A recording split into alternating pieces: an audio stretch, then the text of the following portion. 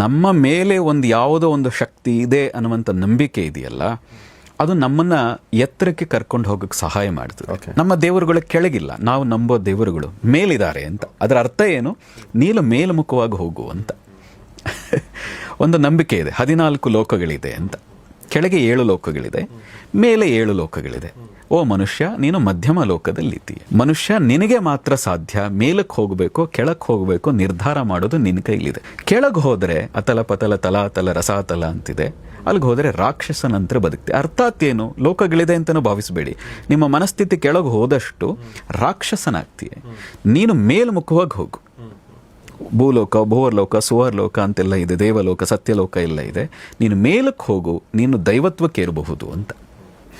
ನಮ್ಮ ಪರಂಪರೆ ಬಗ್ಗೆ ಆ ಮಾತು ಕೂಡ ಇದೆ. ಅಂದ್ರೆ ದೇವರನ್ನ ನಂಬೋದು ಒಂದ್ ಕಡೆ ಆದ್ರೆ ನೀವೇ ದೇವರು ಕೂಡ ಆಗಬಹುದು. ಹೌದು. ನಮ್ಮ ಶಿವಂ ಭೂತ್ವ ಶಿವಂ ಭಜೇತ್ ಅಂತ ಒಂದು ಮಾತಿದೆ. ಶಿವನನ್ನ ಭಜನೆ ಮಾಡ್ತಾ ಪೂಜೆ ಮಾಡ್ತಾ ಮಾಡ್ತಾ ನೀನೇ ಶಿವನಾಗಿ ಹೋಗು ಅಂತ.